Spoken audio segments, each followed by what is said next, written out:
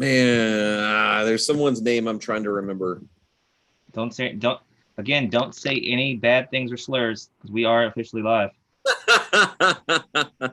That bit will never get old until I am somehow taken down for accidentally saying a slur. One of the ones that's allowed to that you're allowed to say, but you still get canceled for. Nothing bad. Like calling an Italian a spaghetti bender. Like that's not really that offensive, but it's not great to say. Anyway, it's not smiled upon. No, yeah, spaghetti bender is pretty good. That's pretty good. All right.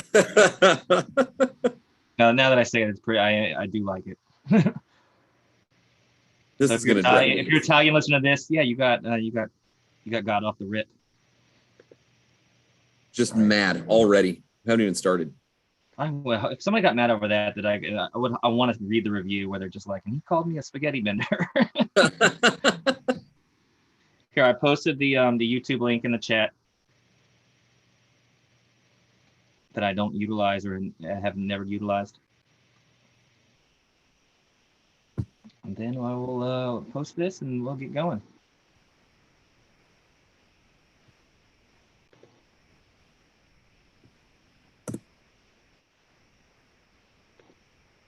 Twitter.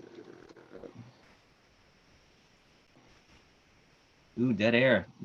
The Italians. Yeah, no, we're really good. We're really good at this. No, this isn't even the show. I'm trying to remember this one pitcher's name. It's probably I don't know. Ezekiel Estachio. He got done dirty in that 05 World Series. I know, but he was. It's really disappointing that his legacy is tarnished now that they've removed his face from the Cleveland Indians logo. Oh man, bringing the heat.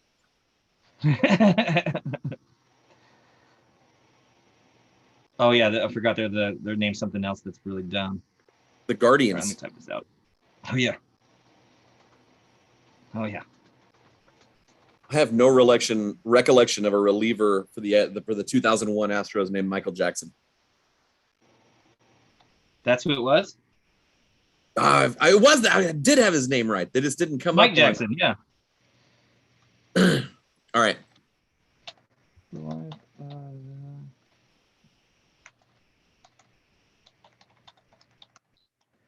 You're spoiling it for anybody listening now. You know, they couldn't be listening because they don't have the link yet, but I tweeted it out. Oh, sweet. Well, then now we can stop. No more spoilers or slurs.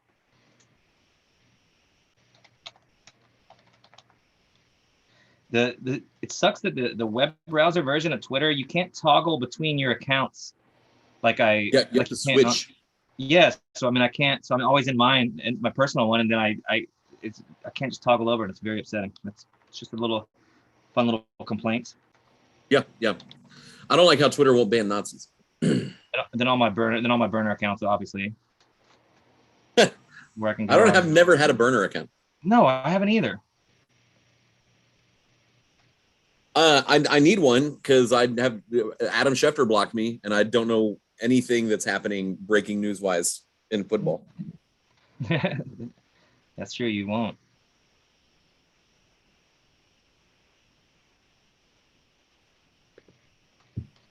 All right.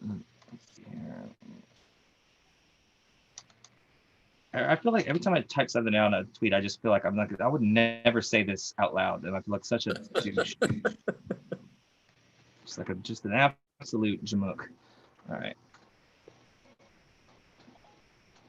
All right. If you tuned in, well, guess what? You tuned into the pre-show, and it's as bad as to be expected. It's I had the mic in my hand. Sorry, I didn't have the mic. My bad. Live. It's live. In every sense of the word, it is live. I can't wait to see what goes wrong this week, technology wise. Apparently, the episode a couple of episodes back where we ended and you were like, I can't hear you. I don't know what's going on. And I'm like, oh yeah, that was more. Well, I just look like an idiot on every episode, like an absolute moron. Last week too, with the stupid screen share, I shared like the holding screen. Can't do it, and then all shut down. And I'm just like, I mean, I had to laugh. I was so mad. I had to laugh because this is ridiculous. So embarrassing. I was just like, I obviously this episode's over. I can't. I just so mad. That's funny. That's very funny. It is funny, and people that seem to like the bit, but it is anything but a bit. It's not really a bit. It's just a recurring gag where the world plays on you. Yeah, I mean, no, I'm just that stupid. I'm that dumb. Like I can't do any of this. I had a student tell me I was stupid today. Ooh, I've never had, but I was joking around because we're talking about the Olympics and how, jingoism, because like we're in the age of imperialism. I'm like, the Olympics are a huge deal for like jingoism and imperialism. And then I was like, because Kami got mad at me last night because I laughed at this ice dancer. First of all, like I was like, Canadian ice dancing should not be a sport. Like that's prom to them. Like that's just dancing. Yeah, it's just like Norwegians dominating at cross country. Well, yeah, that's how they get to McDonald's. Like that's they cross country ski to like get places. And they're winning the gold in yodeling every year. It's like, okay. Well, America wins the gold at like asking to speak to the manager in record time. Yeah, they do. And then like some ice dancer fell, and I was like, ha ha ha, like she nutted that. And Kami noted that I was currently using a back massager because like I did yoga for lower back pain yesterday, and it hurt my back even worse. And she was like, you've been using a massager because of yoga for 40 minutes. Like maybe you chill out. And I was telling my students that story. Damn, that's pretty harsh. Yeah. And this girl was like, you're stupid. You need to leave those ice dancers alone. I was like, geez, coming in hot. Yeah, you're getting owned all over the place. You need to rein that in or something. I don't know. I'm coming off of a recent birthday, and this year this season has not been great so far. Honestly, reading your posts and your tweets of all of the ridiculous injuries you have, it's almost unbelievable. It really is. You're hitting yourself in the nuts with the fridge. You're a rubber band bouncing off something and shooting a staple jumps out and stabs you. Like you get more crazy injuries than anybody I've ever met in my life. It's nuts. Yeah, that's just like the dumbest stuff that if I paid half an ounce of attention, I could avoid. Just stepping on the rakes and just, I mean, you're just basically a Three Stooges walking cartoon. Chevy Chase is in the scene and I just can't see him. Poking yourself in the eye. It's like doing the thing. You can't poke at yourself. I can't do the sound effects, but I'm not gonna do the sound effects. But all right, I guess we should start. We can start the episode up. I guess if you're joining us from the stream, well, hey, welcome. Good pregame. Pretty good pregame. You missed some fire jokes by me, of course. Yep. Some good stories, some good heartfelt behind the scenes. Yeah. Stuff, and that's about it. That's about all you missed. Oh, and a giveaway. We gave away $10,000. Yeah. Congratulations to Mike in Seabrook. Yeah, you'll be getting that. So not Jackie in Seabrook, it's Jackie's neighbor, Mike. For sure. Yeah. Oh, Jackie. Shout out to Jackie. He got bit by a dog recently, so we're not. That's a hurt to the grapevine. He got bit by a dog in a backyard. Somebody let their vicious hound out. So. Definitely gonna ask him about that. It's not funny because I imagine you're in somebody's backyard and they have like a beast of a dog that all it wants to do is kill anything that it sees, and it gets out, and it's like I think the lady just forgot that he was there cleaning the pool and let the dog out, and it was on site. But like the wound was pretty it didn't look great, so I got hearts and prayers and thoughts and all that out to the man Jackie. Jackie's the man. R.I.P. Jackie. Yeah, he got to get his leg removed from dog bite. Yeah, that's not the dog. Getting attacked by an animal is not good. No, because they are insanely mad, and you're trying to figure out what is going on.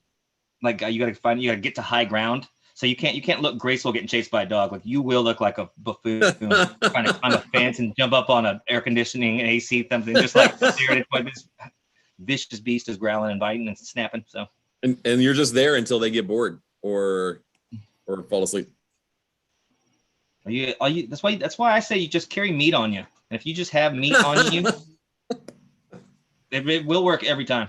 The pocket, I will start carrying a pocket full of bologna everywhere I go, starting to. Yeah, there was a. I'll finish this and then we'll actually start the episode. But there was a when I was looking at all the wild dog in Bucharest, Romania, all those travel boards. That was one of the legitimate suggestions from somebody on like the travel committee was like if you just carry meat with you and have something to feed them with that you won't be attacked. I was like, that just seems very, very not good to have. Like starving animals that are harassing people and you have the thing they need. It feels like that would get you mauled, but for sure. Yeah. Carry some sausage on you or some beef jerky and you'll ward off the terrible creatures of the Bucharest, Romania. So, all right. Yeah. All right, let's do this. So, all right, we're going to start the real episode. So all right, that's all I'm going to say. All right, let's do it. It is episode 1. Oh no, I messed it up. I got too excited. Right. God dang it, freaking rookie. Episode 166. He is Bugs Bunny in a dress. I'm old Nickel Britches, and it feels. I think it's very on brand for us that we waited until there was an owner lockout. And as soon as there is absolutely no baseball right now, there is not the hope of any baseball. Like we're fully back. Like this is our time. Like we're ready to go. Yeah, I think. Well, I would argue that would be the time to be back in the. We're getting the drop on these whippersnappers to feed a starving audience that's looking for content and is not feeling very good about the season, which seems to be dwindling. Hope dwindles by the day. So I know this is. I know that Jose Altuve catching Pete Rose in the hits in the all-time hits lead that was a long shot, right off the jump. However, having the 2020 season shortened to 60 games, if the 2022 season just doesn't happen, like that's fully off the table, right? No, I think that the way he plays the game. I think that he can do that Tony Gwynn style till he's like 42, 43, just raking base hits. Or I think he'd have to. So yeah, like Suzuki, just kind of like like Ichiro could probably. I don't know why I said Suzuki. It's like it's Ichiro, obviously. Just a weird thing to call him. They're on a last name basis. That's even more special. Yeah, that's how. Yeah, it's in the opposite in Japan. It's a sign of respect. Yeah, it's an anabaru way to talk to him. Anyway, sorry for doing that. Yeah, I mean, I think he could play till he's 43, 45, do a Tom Brady thing, and be good the entire time and never ever actually fall off. Just be like, all right, my body's hurting a little bit, but I think he's gonna rake for like the entire. I think he does it. I honestly do. Oh wow, okay. I just think that if you ostensibly miss, if you play a 60 out of 162 games, that's essentially 2/3 just doing very general math rounding. If you miss a season in 2/3 and you're trying to catch, 4,200 hits or whatever it is, like a season in 2/3, that's too much to overcome. Yeah, I mean, maybe I don't know. I mean, did Pete Rose not miss any seasons? Did he not have any injuries at all? I don't think so. I think that dude was like just durable as hell. He didn't lose a bet and like he had to get a kidney removed or something. That was when he was managing. He played 24 seasons. I'm looking it up right now. I didn't realize he was like from Cincinnati. Now I kind of get it. Nobody's from Cincinnati. That's crazy. Like he legit born and graduated from high school in Cincinnati. City by the Bay. I guess when he was so 1984 he played 121 games. 1985 119. And then 72 in 1986, and 86 was his age 45 season. All right. But he was averaging 100, I guess. Well, 81 was a strike season, so that was only 107 games. But this dude's averaging, 150 games a year from 1963 to 1983. That's a lot. That's just a lot of baseball. He played 163 games in 1974. He's 33 years old. 162 and 75, 162 and 76, 162 and 77, 159 and 78, 163 and 79, 162 in 1980. So why can't Altuve do that again? The lack of desire. Trash cans, probably. No, I think would have I have the exact opposite viewpoint, that he would be more dedicated to solidifying his legacy, because that's all he can do is play and be great all the time. He's always been himself. So like, why? I mean, that's all he has, to be like, no, look, it wasn't the trash cans. I've been this for 25 years, getting 200 hits every year. It's like, what do you want me to, just so we're clear, I was very much kidding about the lack of desire in trash cans. I immediately, I don't know humor. I can't pick up on. I immediately went failed contrarian. That's my default. So yeah, you got to do either air quotes, or you got to do it in like a 1920s villain voice, like lack of desire. See? Yeah, I tried to do an entire class in the 1940s newsreel voice, and I made it like 7 minutes before someone was like, please, God, stop. Like, you should have kept doing it just for the bit. That's the best. Just that you watch any of those the old highlights. They're just like, he's galloping around the bases. He's gleefully running around. Just like they say, just so many colorful words that they're all just not the best descriptions. He waltzes around. It's all dancing references somehow. He foxtrots to the plate. He waltzes with the batter, and it's just like, it's just all dancing for some reason. Fred Astaire of the mound. He's like, okay, dude. It's like wow, that's high praise to be the Fred Astaire of the mound. That's all he knew for fun and references. Dancing is all he knew. So no hope for baseball. And it was interesting to see all these players come out on Twitter, like on their own accounts, be like, the owners are doing this. Like, this isn't a strike. Like, we have been locked out and they're negotiating in bad faith. It's really interesting to see the players kind of, and sort of the different level. You got Whit Merrifield, State Farm agent Whit Merrifield, that he's out here like spitting truth on Twitter about what is actually going on. And what do you know? The billionaires are negotiating in bad faith. Take that. Yes, that's definitely a true that they've been locked out, but it's also part of that's gamesmanship. That's exactly that's what they're labeled. That's what they're able to say because it's true. But it's not like, so it makes the owners look even worse. Like, oh no, we are there at the table. The players aren't willing to budge on a bunch of stuff. So it's not. Let's be clear that it is both sides continually not doing it. I tend to side. I'm going to side more with the players, because what they want a bigger piece of the pie, and there's 750 of them, and there's 30 owners, and they're trying to keep in mind the goals of this current 750, and then the next 750, and everyone that has a chance at making the major leagues to have a better financial situation, where the owners are already generationally wealthy, just trying to be more generationally wealthy. Not saying that, Mike Trout is obviously set up for dozens of generations, but that's, that there's a million guys that are eating, they're splitting Chipotle with 4 other dudes in a studio apartment for every Mike Trout. Yeah, and also you have they're raking in all this money. And some of the lower tier owners are still raking in all this money, and they're not putting it into the club, and right. It's not making the league any better. And they're basically just sitting there and taking the money in and being like, no, I'm not dedicated to winning. This is my team. I don't care. We're gonna do this. We're gonna build players up, and then we're gonna give them away to teams for money or for and just keep doing that and never be good and just keep. That sucks. You live in one of those cities, Seattle. That really sucks. Pittsburgh. Yeah. There's a bunch of them, but it's just that's got to be frustrating. So yeah, no, I'm with you. The billionaires are always going to look worse, and it's also the players that's the key to the game. They're playing the game. Like, give them what they want for the most part, unless it's unreasonable. Like, But didn't they want to go to mediation and the players refused? I thought I read that. From what I understand, the owners wanted to bring in a federal mediator, and there was one player that was like, "Look, that's going to take weeks."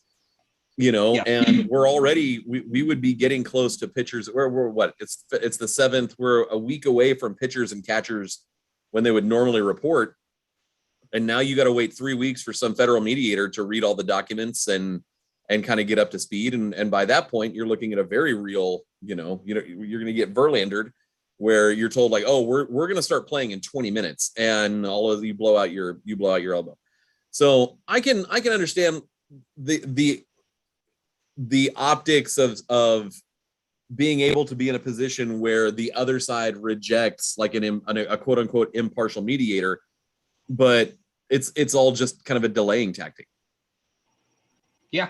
It's all about tactics. Well, yeah, it sucks. So, I mean, they can't not play. So that's the only. I'm gonna still go back to that they have to figure it out. So I'm just gonna assume that they will do that. Yeah. True or false? Jim Crane has Twitter. He has a burner account. He's Jimbo 42069 USA 11111. That is actually Jim Crane, and he's keeping tabs on the fan base. Yeah, I mean, or he just has, if he has an account, he just doesn't post anything and he just uses it to browse and sneak. Yeah. But, also, this is his wife, isn't his wife like 20 or 30 years younger than him? Like she probably a billionaire. You better have a dime piece. She probably, she probably takes care of all that. I mean, like, ooh. But he's kind of up on things. He's not a Joe Biden, he's got all his wits about him, I feel like. Yeah, no, I'd agree with that. But I mean, you have just on a, but I mean, if you're somebody that big and you're in front of all those companies, you've got PR firms that handle all your communications. So I don't know. I feel like you have to have some sort of Twitter. I don't know. I wish he was just tweeting out he's watching he's just got the Sons of Anarchy or something. He's just like live tweeting something. Just him tweeting about playing Wordle and fucking binge watching The Wire. It's just like, dude, Jim Crane rules. Nothing of importance at all. Nothing baseball at all. It's just fun tweets about what he's watching on TV, which would rule. That would be fun. I'd love it. He's so great. Like during a game, he's like, have y'all seen the new? We're like, no, we're watching the game, Jim Crane. He's like, yeah, the season they would go to Ireland really takes the plot and derails it. I'm just loving Sons of Anarchy. So got a catchy opening song, riding through this world. He just like loves really Sons good. Shout out to Jim Crane, loving Sons of Anarchy. Yep, tweeting out Creedence lyrics. What's the rule? Yeah, just song, just a basic account, song lyrics, a couple of retweets. What show he's live tweeting? A show he's watching. That's pretty fun. Yeah, no, that'd be great. It's pretty sick. Yeah, but no, he probably does. You have to be, if you're an owner of a business like that, that is so dependent on a fan base and that kind of an audience, if you will, or that kind of your customer or whatever the word you want to use for it. Like if you're not on the pulse of what they want, what they're talking about, I don't know. I don't feel like you can't be. I mean, I'm sure there's people below them that's their job to do that and report to them, but you'd want to know what the fans are saying, what they're saying about everything from operations to Minute Maid Park to what's people do this or which. I mean, I think you got to be on top of that because those little tweaks can make the difference between millions of dollars. Yeah, no, it's true. A good fan experience will bring people from everywhere. Not just, I mean, you could even, you've got people that from out of town that just want to catch a new ballpark, and if they hear the Minute Maid Park rules, then they're going to add that to their list, and they're going to spend a whole bunch of money on stuff. It does rule. I'm gonna go on a limb and say it is one of the better ballparks. I would agree with that. Yeah, I've been to how many ballparks have you been to? Not that many. Maybe 10. I counted, and I've been to a lot of inactive ballparks. Like I've been to, Because I'm old now, I guess.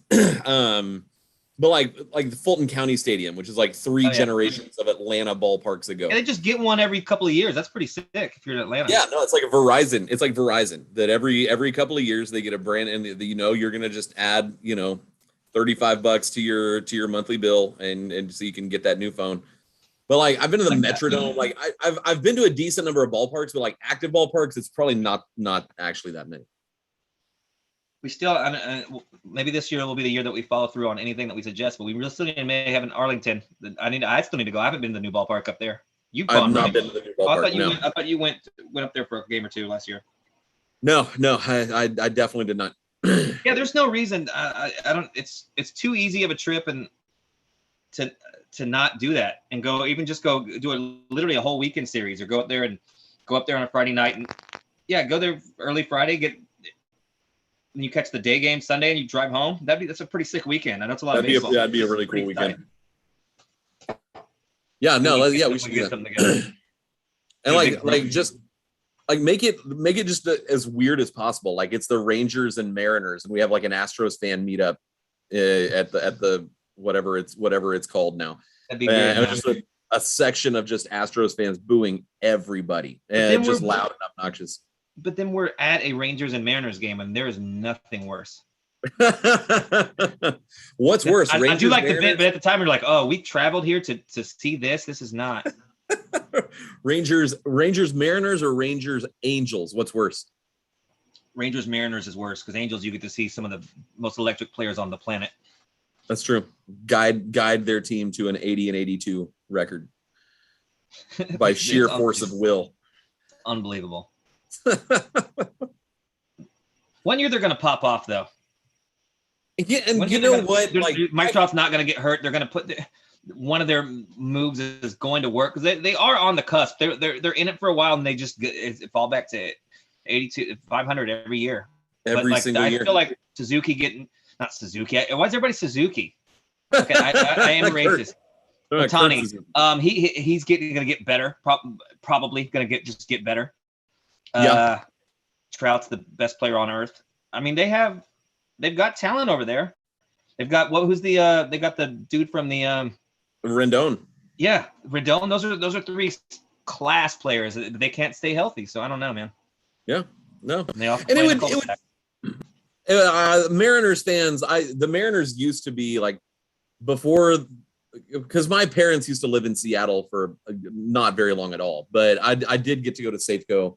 And I saw a Yankees Mariners game, and it was like April, and I needed a jacket. I'm like, what the heck is this? You can be comfortable watching a baseball game like that at an outdoor stadium. Like this is crazy. And so the Mariners were sort of my AL team for a while. Then of course, once the Astros got put into the AL West, like that was over.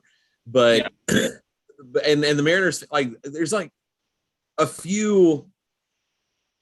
there are a few Mariners fans that ruin it for everybody, absolutely everybody. But it would be fun for like one of these random teams to pull like a Leicester City where they come out of absolutely nowhere and they catch lightning in a bottle for exactly one season, and they go on a tear. Like if it was not the Rays, I don't care for the Rays, but I can't even think of the Cincinnati Reds. I always want the Cincinnati Reds to do so. Now that the Bengals are getting in the Super Bowl, I don't want them to have too much success in that city because I don't want to go to their heads. They're still in Cincinnati and they're in Ohio. Yeah. But like a team like that, where it's just like the Reds they never do anything. They were in the 80. They were in the 86. They were in the 86, 85 World Series, 87, 88, 88. Reds. 88. I think it was 88. Yeah. Shout out to Chris Sabo. Eric Davis. A team like that. Trying to think. The Royals did it and went on 2 years of just pure dominance. Yeah. Are you entertaining shenanigans on the Royals World Series? Like they were doing some. They were. Everybody's been cheating for years. Yes, of course. It would be so much fun to find out that like, oh, hey.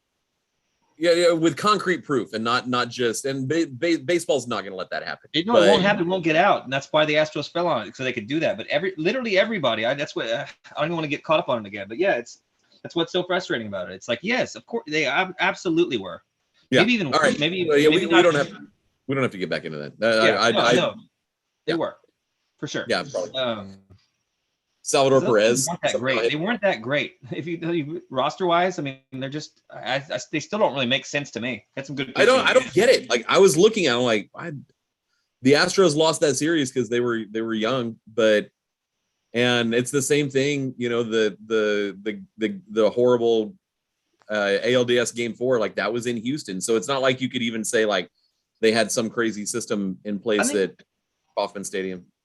Yeah, I think it was just a week. I think it was just a kind of a week couple of years for overall, and that was just enough for them to be able to overtake it because there was no really competition in the American League that year. Yeah, they sailed through everybody. Yeah, they really And then they shout out to the Royals. That's cool that they got one. Yeah, that's about it. I would like to see the Mets go back, and I know they're a big market team and people hate New York, but I'd love to see the Mets get good one year and just go have one. That'd be fun for baseball to have the Mets be good. Yeah. I'm trying to think. That's about it. That's the only ones that I really care about. It'd be fun for the Twins to win an actual like playoff series. That hasn't happened in a while. No, I want to see. That's a streak that I have. Unfortunately for them, that has to keep going on for as long as possible. Because it's probably going to be the Astros for the most part. Going to be in that situation. That's going to be right where because they're going to. I don't know. You got in that division. They're going to have some issues now with the White Sox and Tigers, maybe. Yeah, a couple of years. Yeah. The Twins are on the decline. So that's fun. Yeah, it'd be nice to have just some random team like just rise up out of nowhere, and then the next year they're back to being like 65 and 97. Like that would be absolutely hilarious. Yeah, people would just they'd call funny business on that. Nobody would trust it because it'd be like the Brady Anderson of seasons. Like, all right, well, what were we all up to in that one? Yeah, Well, the Mariners tried to do it a couple times where they just were winning all these one-run games, and it literally were a miracle team, and it just obviously it leveled out and they couldn't sustain. But like for a while, it's like, are the Mariners? We know they're not good, but they're somehow good because they're winning these games in crazy fashion, and it just couldn't last. But that was a kind of an example of that. Yeah, on a small scale. But they're also in Seattle, so they're never going to win a World Series. Probably not. Poor people. That sucks. Unlucky for them. Yeah, well, they're miserable around. Everything else is miserable, so they have MLS soccer to look forward to. Yeah, that's great. The Seattle Sounders, just what a classic team. I do like that color scheme though that the Sounders have. That's pretty sweet. Do they have the Supersonics? Are they green and yellow? Yeah, it's more of like a sea green. It's not the same as the Supersonics. Like it's a little more. It's a softer of a color, a little bit softer, but it's fun. I like it. Yeah, the hockey colors are sick too for the whatever the hell they are, the Beasts. The Kraken. Yeah, Kraken. Yeah. Yeah, they're like light blue and like they're pretty sick. Anytime the Kraken, that's a very good mascot. That's a good call. Yeah, that works. That works really well. Shout out to Seattle. All right, we're being too kind. All right, you were supposed to be mean to everybody. Oh, that's true. Yeah. Oh, that's true. Yeah. There's probably nobody listening on the stream. Probably not. I'm not even going to look at it. We had a little bit of a bit planned. Oh yeah. Yeah, we were gonna do the. We were just like, what could we do since there is nothing to talk about? We're gonna pick an all like unsung heroes bench player Astros team.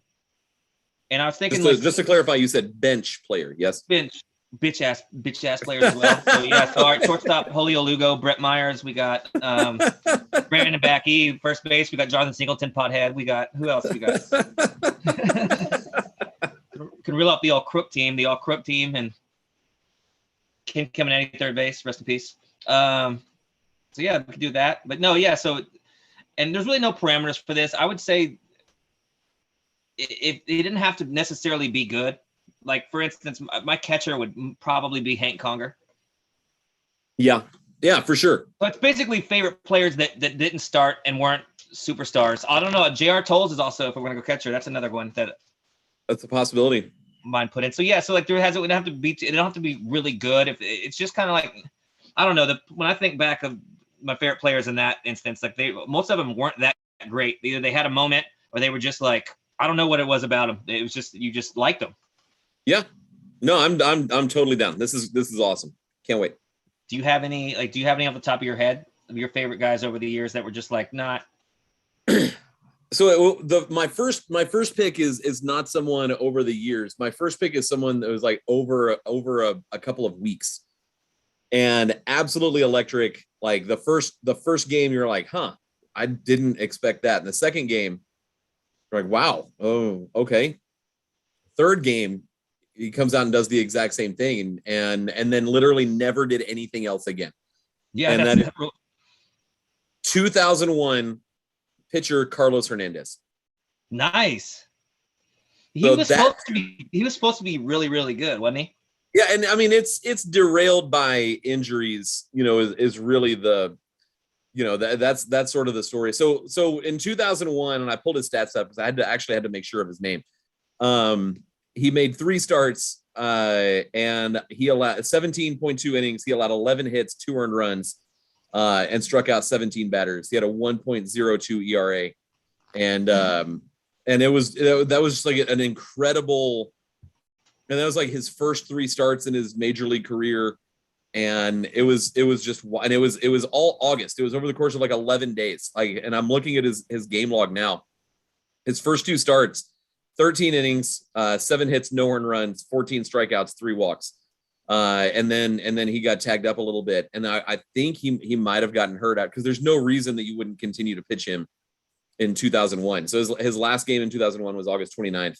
And he came out after like 4 2/3 innings. But that was an absolutely just incredible 3-game stretch that came out of absolutely nowhere. That's a good pull. I was having problems coming up with pitchers because it's hard to be an unsung hero as a pitcher. You're either were good or you're not. It's kind of tough. Unless you're willing to put Mike Fiers on that list. And I am not, unfortunately. He saved that team. He saved that rotation. But that's the kind of that kind of season is the kind of example we're looking for. But unfortunately, he doesn't make my cut. No, we never speak. We shall not speak kindly of him ever again. So the pitchers I was having a tough time with. I was like I was initially like Wandy Rodriguez, but he had some good years. Like he was a pretty good pitcher for us. But yeah, he was solid. He was and not so I mean, I really doubt that maybe Pirates fans, because I think Wandy got traded to Pittsburgh. But maybe some Pirates fans remember and recognize Wandy Rodriguez, but he was good. Yeah, nasty ass curveball, dude. For sure, yeah. He was one of the first ones that had that big looping, just like oh, sick. Yeah. No, I liked Wandy. That's a good unsung. I knew he was like kind of cusp. Well, yeah, I couldn't think of. I was trying to come up with relief pitchers. I was like, oh, but I don't. That one was tough, and it probably would have taken some extensive research to actually put some effort into it. Yeah, that's a big ask. To do any work prep for the show that we do. It is a lot of work. I'm trying to think. I mean, like, of course, you can go like. I was going to think about filling out a lineup. I mean, would we put Jake Marisnick on there, or is he just not good enough? So he's beloved. He's beloved for sure, beloved. But beloved. Did he really ever do anything? It depends on what you're asking for. Like, is Jake Marisnick gonna pop off and hit 3 home runs in or 7 home runs in a 3-game span? No. Is he gonna make an I'm gonna sneeze and I'm gonna ruin? Do it. I'm not gonna bless you. Look up at the sun. Oh, the sun's set. Never mind. You can't.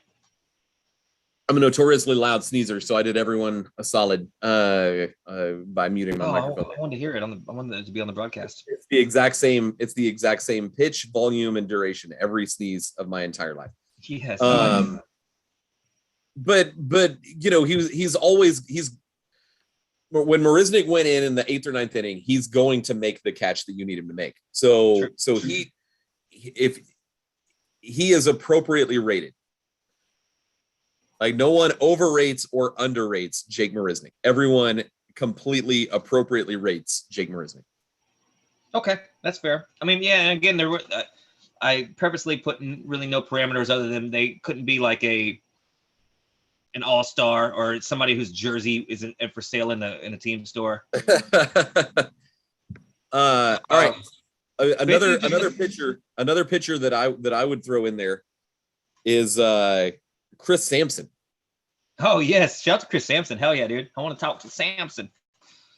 He and I had to pull the stats up. But 2008, which was sort of the last decent year for the Astros until 2015, pitched in 54 games, but somehow still made like 11 starts. And so he was just getting shuttled back and forth from the rotation to the bullpen. And that's extremely cool. That's a good one. I'm glad we didn't even plan this, but I'm really glad that you're heavy in the pitcher. Oh, I'm on Baseball Reference. I mean, to be very clear. Oh no, I mean just that you're picking pitchers out because that's when I was just like ignored him. I was like, never mind, I'm not picking unless I'm gonna put my boy Matty Albers on there, which obviously I'm gonna put Matt Albers on there. Y'all have history. The man, the myth, the legend, dude, the fucking GOAT. Who's another one for you?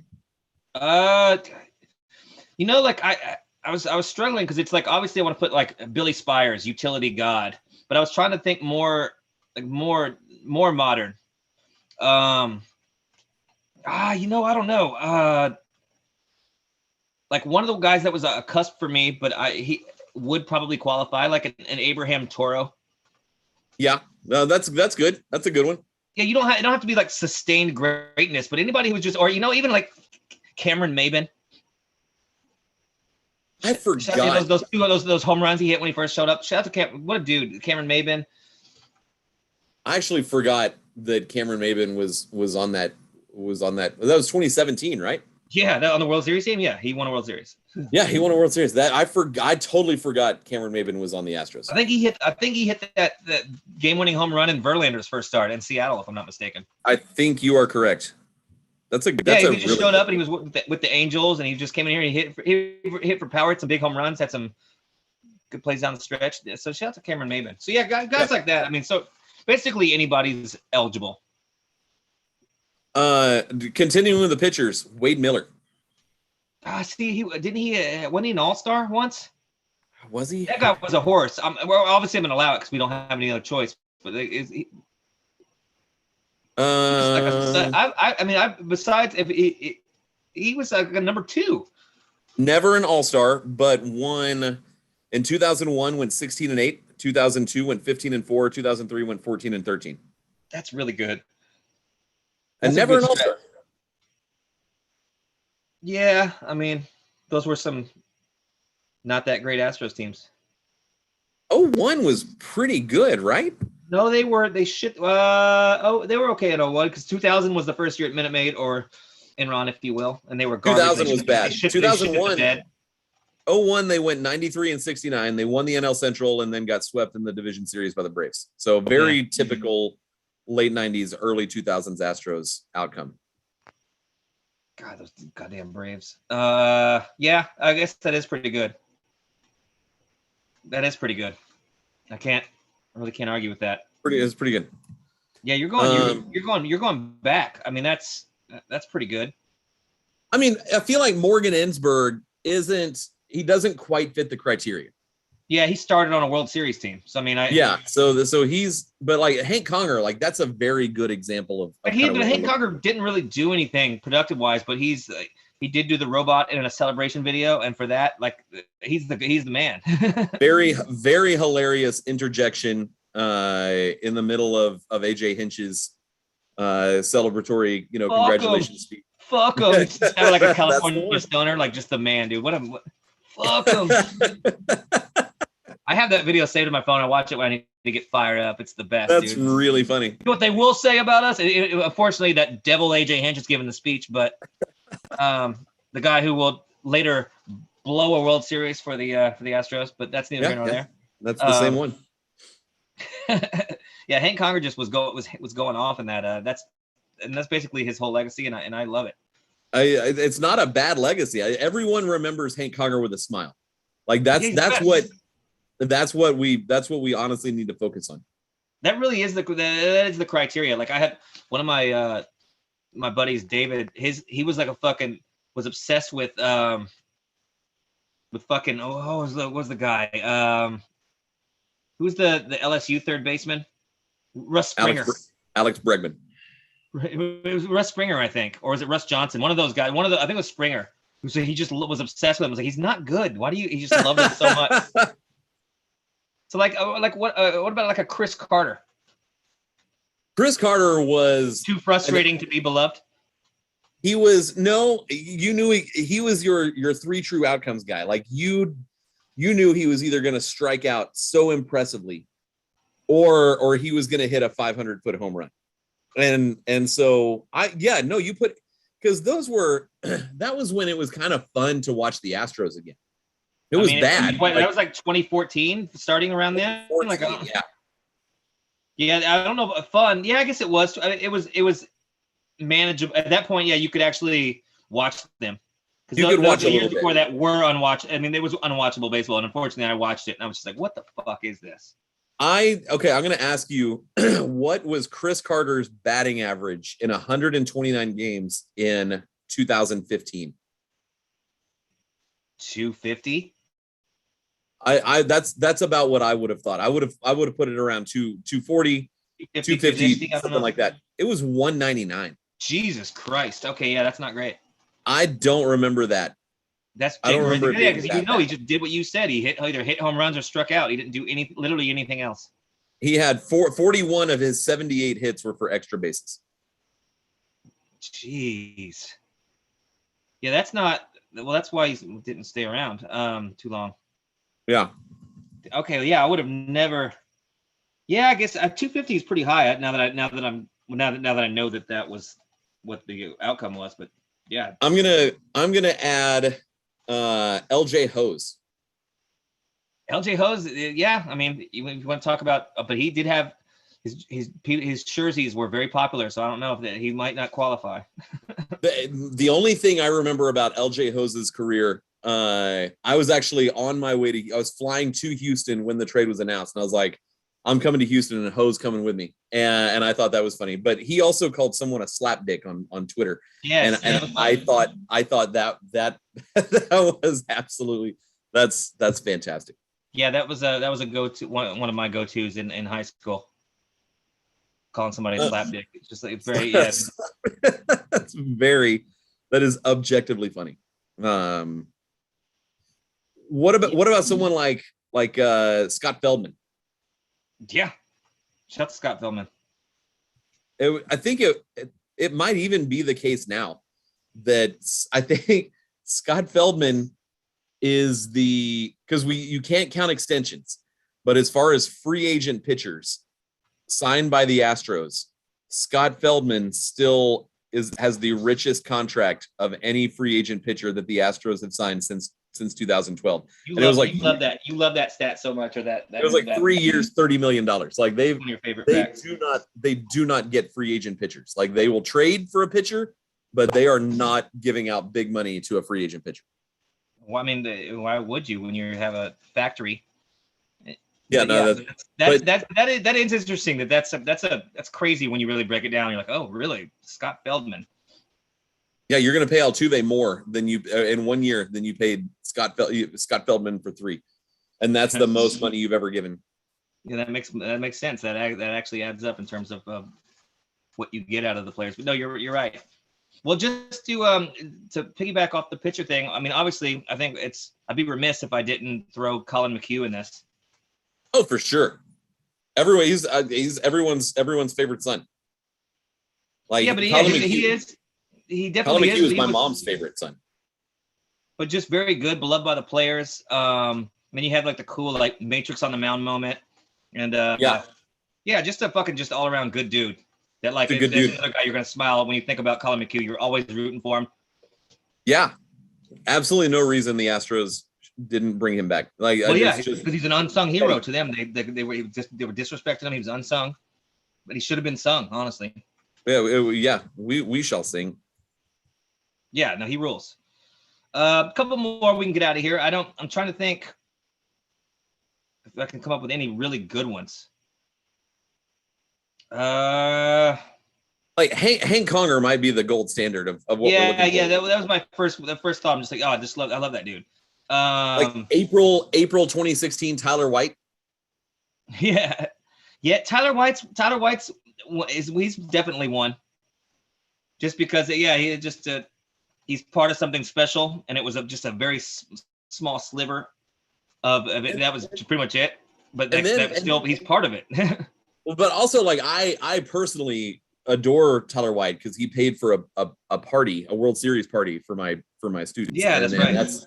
That's freaking cool. And which, and totally, like, it came absolutely out of the blue. Like, I think he just saw his girlfriend or his wife, his significant other, like, just happened to see it and was like, do it. And as a good married man, he did it. And that was super cool.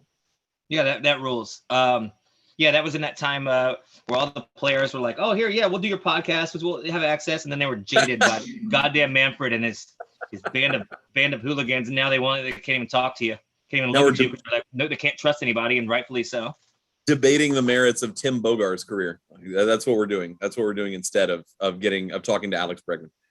Right. Yeah. So, but honestly, I would like to add Carlos Gomez. Who else? Just all like the worst players that just hated Carlos Lee, Carlos Gomez. I do maintain that if Carlos Gomez did not pull an oblique in 2015, he was absolutely prepared to pop off in that 2015 postseason. I just never hated him. I like the showboating. I always liked Carlos Gomez, so I didn't know people. I didn't just understand the vitriol. I liked, and that was, if he was playing right now, people would love it. It was like the way the White Sox are playing, just fucking loud. But like, I guess the people were just too much in the old school mind frame. I liked how demonstrative he was, and just, I don't know, he ruled. It's funny that we've interesting, boring ass game. He was interesting. In two or three players, we've gone from Colin McHugh to Carlos Gomez, who are linked by one of the funniest gifts in baseball history. So are they really? Where Carlos Gomez is like chasing, like running around trying to get under a fly ball, and you see Colin McHugh like mouth the like, what the F is he doing? What the fuck is he doing? Yeah, that's it. Incredible. Yeah. so funny. Absolutely hilarious. Yeah, that is absolutely hilarious. Just to be like, what?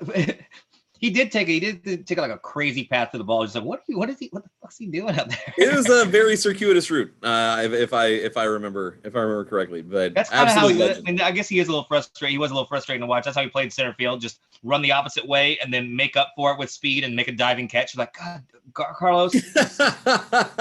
I've had the conversation with a goalkeeper this season. Like, the reason you're making crazy saves is because you're so out of position that if you were in the right place, like, this game would be much easier for you. And I feel like that's Carlos Gomez. I mean, it's cool that you can do it and that you're able to compensate, but yeah, it would be nice if you didn't have to outstretch, completely dive on all these plays and fly by the seat of your pants. You could just like be in position, play the angle, and you could just be there and make the catch. Judge the ball, take 3 steps, catch the ball, throw it back in. That's all you have to do. But no, like, you went sprinting to the wall for some reason and then realized it was going to go 275 feet. I can't be too mad. I mean, that great catch that Springer had in the ALCS, he had a terrible angle on in the Yankees. Oh yeah. No, it's a thing. But yeah, Carlos Gomez got an awful lot of heat, and a lot of heat, and he didn't really. The only other heat that I saw that was worse than that was when Preston Wilson was on a strikeout streak. Preston Wilson. People hated Preston Wilson. Like they were so upset at him. Like, he's a great dude, good guy. He does good work with the Astros, doing some video segments and stuff. Like there was a time where he only could strike out, and it was almost very funny to watch, truth be told. He and I had a very funny exchange on Twitter. It was a few years ago, and so ever since that, I've very much appreciate Preston Wilson. So I said, I tweeted randomly, I was like, there's like 5 Phil Collins songs that slap, and like out of nowhere, like here comes Preston Wilson being like, you need a timeout to think about what you just said. And really, that's amazing. Yeah, and I was like, I remember I got slapped down for a Phil Collins opinion by Preston Wilson. Like that's legendary. Like that's amazing for me. That would garner instant respect for me. I'm like, yeah, that's incredible. I love Preston Wilson. Yeah. All right, you got any final ones to before closing it out? I don't think so. Like I think at this point it's just kind of reaching. You weren't gonna put Matt Duffy on there? Do we talk about Cecil Cooper? Scott Kazmir. Does Cecil Cooper get some love? Oh yeah. Yeah, he's managing the team for sure. He would almost have to. Unless you're a Jimmy Williams stan. I was not a Jimmy Williams fan. Nobody was. He had a terrible face to look at. He was awful. He was just that was a joke. But yeah, no, it has to be Cecil. Yeah. We can give a very quick shout out to Charlton Jimerson, who had a home run in his very first plate appearance of his major league career. Yeah, that's pretty sick. So I remember, I don't know why I remembered that, but I remember that, and I just verified it. He played in one game in 2005, didn't get a plate appearance. His first game in 2006 was on September 4th at Philadelphia. He pinch hit in the 6th inning and hit a home run. Yeah, that's pretty sick. And he did end up with 6 plate appearances, and he got one other hit. Also at the Phillies, like he just owned the Phillies. That's funny. What I always love stats like that, where there's just like there's really no rhyme or reason. Just somebody just has the feel for a ballpark or against a team. At Citizens Bank. So September 4th at Philadelphia, home run. September 25th at Philadelphia, 1-for-1 with a hit.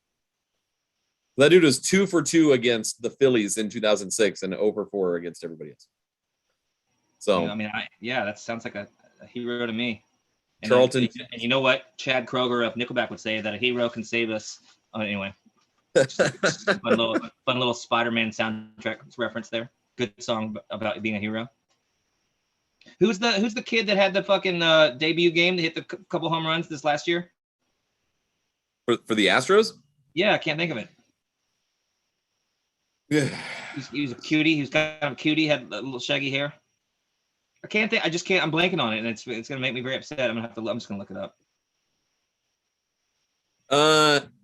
He had like 3. He just had like a monster debut. All right, I'm looking now. I'm just kind of curious. You know who it is? I just can't. I can't think of it.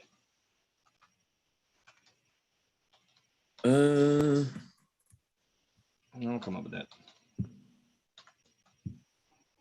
See, I'm on baseball. I use Baseball Almanac. It's terrible, and it's not user friendly, and it's outdated and awful.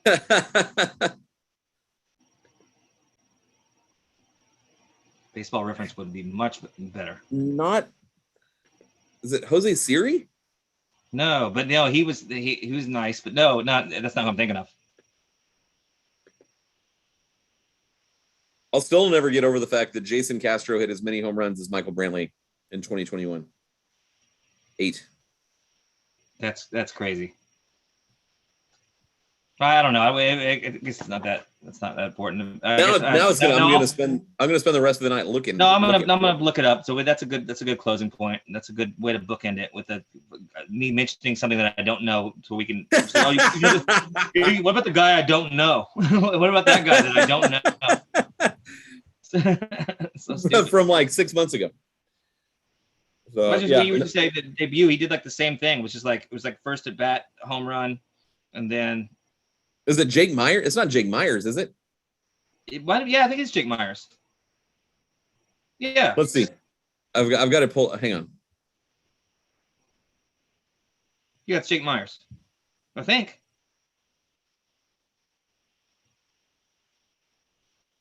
His 7th career game, he had 2 home runs. Then maybe that's not who I'm talking about then. Or maybe I don't know anything. It could be that. It could be very much that I don't know anything. Well, his first, he didn't start that game. But like where he got more than one like pinch hit appearance. Or like, he came in as a defensive replacement. He went 1 for 3 with a double. Goes 1 for 4. Jake Myers had a game, but was it? I mean, maybe it was. I'm mixing up that game for Jake Myers and Jose Siri's debut. Who had? I don't know. I'm just misremembering. Who cares? At this present moment, I care very deeply. Was it Taylor Jones? Did he do something crazy? We're gonna find out. I swear, like somebody had like a. Oh, maybe that was just maybe that I'm just thinking that he had his first career home run and then he hit his second. He had those multiple home run game and it was just they were in the same night. That could be what I'm thinking of. It's possible. Well, so Jose Siri in his first career start went 4 for 5 with 2 home runs and 5 RBIs. Yeah. I'm confusing the two. I'm thinking of both. Yeah. So yeah. Jose Siri was.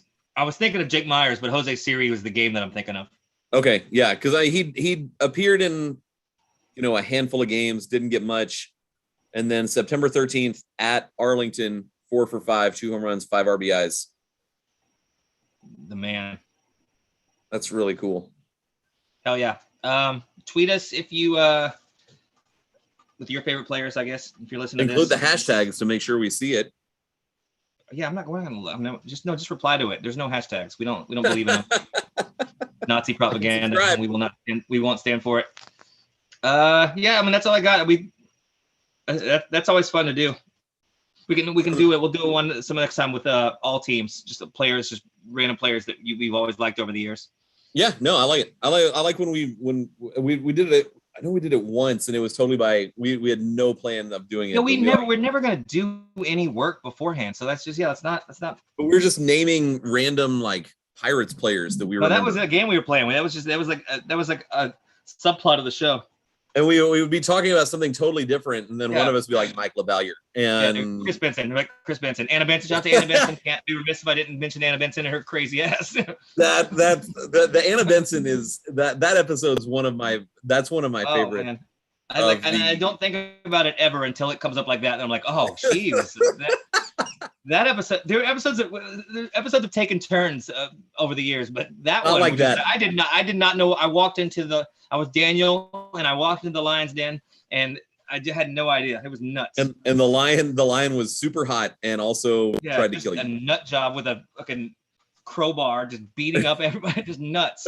So, not to Anna Benson, she's probably dead. Maybe. Yeah, I don't know. All right, well, good episode. That's back-to-back baseball episodes for all the nerds out there. Yeah. And that's it. We'll see you next week. Next week we'll talk about Blur the whole time. Let's do it. All right. Sick. We're still on the stream, so don't say any slurs.